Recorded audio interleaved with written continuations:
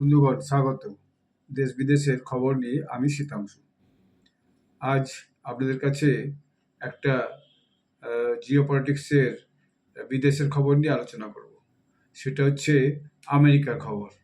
খবরটা হচ্ছে আমেরিকার যে দুজন বিশিষ্ট যে টেক জায়ান্ট, মানে এই সফটওয়্যার কম্পিউটার সংক্রান্ত যে দুজন বিশিষ্ট ব্যবসায়ী, সোশ্যাল মিডিয়া সংক্রান্ত, তাদের দুজনের একটা লড়াই গতকাল থেকে শুরু হয়েছে। সে দুজনকে, একজন হচ্ছে এলন মাস্ক, আপনার নাম যে শুনেছেন এর মধ্যে। এলন মাস্ক হচ্ছে যে এক্স, আগে টুইটার ছিল, তার হচ্ছে সিইও, সে সেটা কিনে নিয়েছে, কিনে নিয়ে এখন সেটা সে চালাচ্ছে। আরেকজন হচ্ছে স্যাম অল্টম্যান, সে হচ্ছে ওপেন এআই এর সিইও। ওপেন এআই মানে ওপেন আর্টিফিশিয়াল ইন্টেলিজেন্স, এটা একটা বিশাল বড় কোম্পানি। এখন এদের মধ্যে একটা ঝগড়া শুরু হয়েছে মূলত সোশ্যাল মিডিয়াতে। এখন বিষয়টা কি হয়েছে, ওপেন এআই এখন একটা নতুন আমেরিকাতে বিজনেস খুলবে, ডোনাল্ড ট্রাম্প। সেই বিজনেসটা হচ্ছে, তিনি ঘোষণা করেছেন এই সপ্তাহে যে $500 বিলিয়ন দিয়ে তিনি একটা ইনফ্রাস্ট্রাকচার তৈরি করবেন। সেটা হচ্ছে যে ইনভেস্টমেন্ট পুশ হচ্ছে যে করছে আর কি, যে ইনভেস্টমেন্টটাকে কী করে বাড়ানো যায়। এবং সেই যে $500 বিলিয়ন দিয়ে একটা এআই যে ইনফ্রাস্ট্রাকচার তৈরি করবে, তার নাম দিয়েছে Stargate. Stargate AI infrastructure development project. এটা ডোনাল্ড ট্রাম্প ঘোষণা করছেন, এবং এটাতে $500 বিলিয়ন খরচা হবে, $500 বিলিয়ন।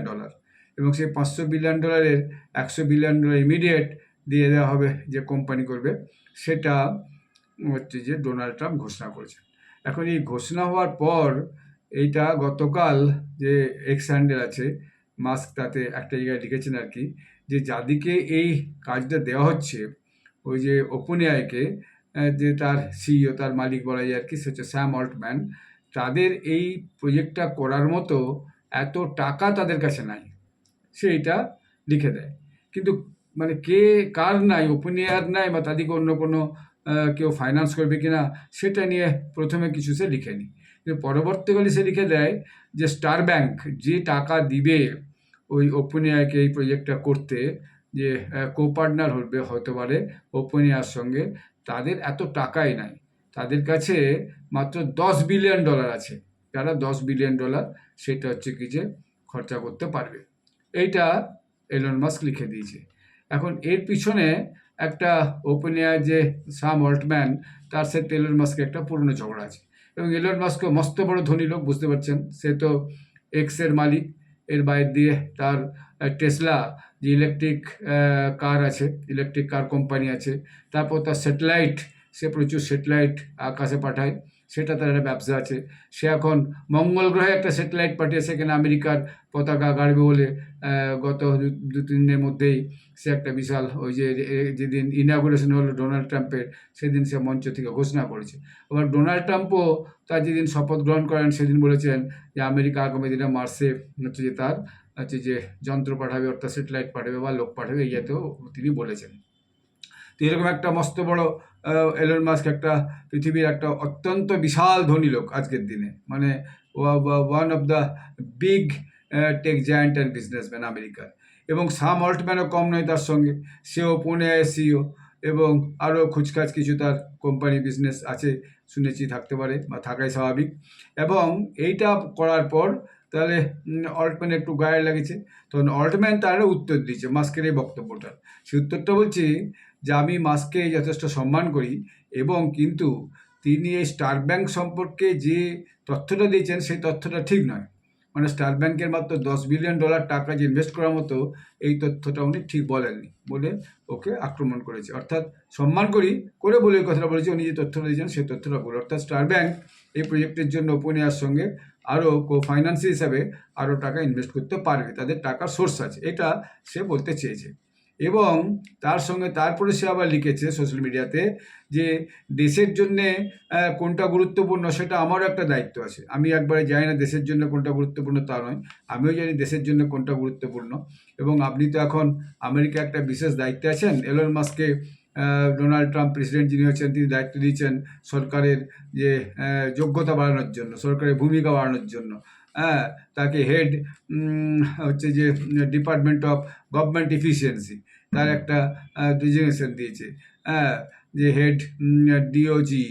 তো এইটা তো আপনার তো নতুন ভূমিকা আছে, তো নিশ্চয়ই আপনিও চাইবেন যে আমেরিকা যাতে প্রথম হয়, যে গ্রেট হয়, সেইটা আপনি নিশ্চয়ই চাইবেন। তাহলে আপনি আপনার নতুন ভূমিকায়, আমিও জানি যে আমার কি ভূমিকা হবে, এবং আপনি নিশ্চয়ই জানেন আপনার কি ভূমিকা হবে।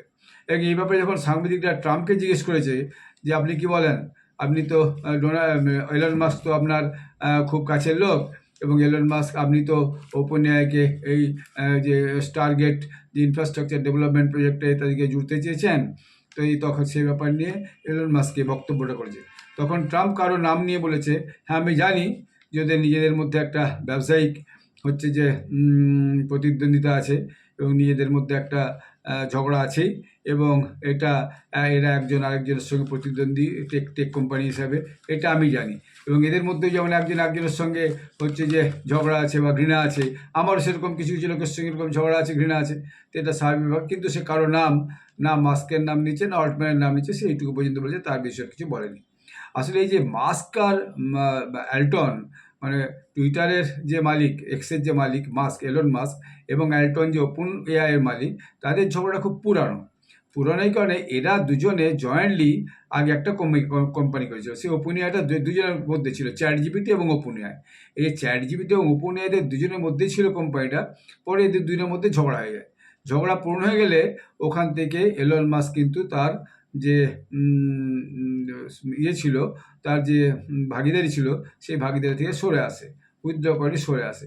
এবং সরে আসার পরেও কিন্তু সে হচ্ছে কি যে পরে ওর এগেনস্টে একটা কেস করেছে, কোর্টে কেস করেছে, যে ও যেভাবে ওপেন এআইকে দখল করে নিয়েছে সেটা অন্যায়ভাবে করেছে, এবং ওখানে আমার যে স্টেক ছিল সেই স্টেকটাকে পুনরায় আমাকে দেওয়া হোক। কোর্টে সেই কেসটা চলছে।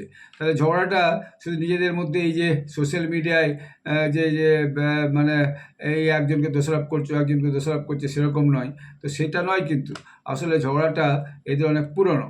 এবং ট্রাম্প যখন ঘোষণা করেছেন এই যে $500 বিলিয়ন দিয়ে এই যে স্টারগেটের একটা ইনিশিয়েটিভ, একটা এআই ইনফ্রাস্ট্রাকচার তৈরি করা হবে, এবং এখানে ওপেন এআইকে এই প্রজেক্টে একটা পার্ট করা হবে, তখনই সেটা এলন মাস্কের গায়ে লেগেছে। যে মানে ঘুরিয়ে বলতে চেয়েছেন যে ওপেন এআইকে, যাকে এই প্রজেক্টে এত বড় একটা প্রজেক্টের দায়িত্ব দেওয়া হচ্ছে বা খানিকটা একে অংশীদার করা হচ্ছে, তো তারপরে তাদের তো কোনো আর্থিক ক্ষমতাই না বা যোগ্যতাই নেই তারা এই কাজটা করতে পারবে। সেই জন্য সে ওইভাবে ওপেন এআই এবং অল্টম্যানকে আক্রমণ করে এই কথাটা কিন্তু সে টুইটারে লিখেছে। এখন তো সোশ্যাল মিডিয়াতে বেশি ফেসবুক, টুইটার, ইনস্টাগ্রাম, এখানে বেশি মানে আক্রমণ সানাসানি একজন আরেকজনের বিরুদ্ধে রাজনৈতিক নেতাদের মধ্যেও হয়, আর বড় বড় ব্যবসাদারদের মধ্যে হয়। অর্থাৎ আপনি এক্স হ্যান্ডেলে কিছু একটা লিখে দিলেন, বা সেটা সারা পৃথিবীর বুকে লক্ষ কোটি কোটি মানুষের কাছ পর্যন্ত পৌঁছে গেল, এবং সেটা আপনিও দেখে তার বিরুদ্ধে প্রতিবাদ করলেন, এসব আজকাল হয়ে গেছে।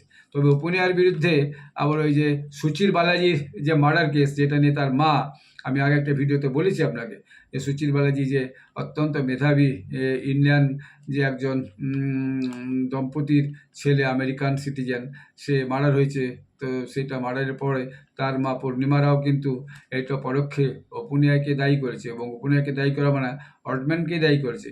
এখন তার মাকে আবার সেটা কিন্তু সাপোর্ট করে দিচ্ছে এলন মাস্ক অন্যভাবে, যে এইটা খুব আনবিলিভেবল, যেরকম একটা ঘটনা ঘটেছে বলে ঘুরিয়ে সাপোর্ট করছে। এবং তিনি সে পূর্ণিমা রাও এবং তার বাবা, ছেলেটির বাবা, মানে স্বামী স্ত্রী দুজনে মিলে বিষয়টা নিয়ে ভীষণভাবে লড়াই করে যাচ্ছে। তারা বিভিন্ন জায়গায় চিঠি চাপাটি দিয়েছে। তারা কার্লসনের সঙ্গে একটা পডকাস্ট করে সেখানে যাবতীয় ঘোষণা বলেছে, একদম ওপেন, তার মা পূর্ণিমারা ওপেন বলেছেন যে কীভাবে তার ছেলেকে হচ্ছে যে হত্যা করা হয়েছে, তার যাবতীয় তাদের কী মনে হচ্ছে সেসব নিয়ে বলেছেন। সেটা আবার এলন মাস্ক সাপোর্টও করেছে।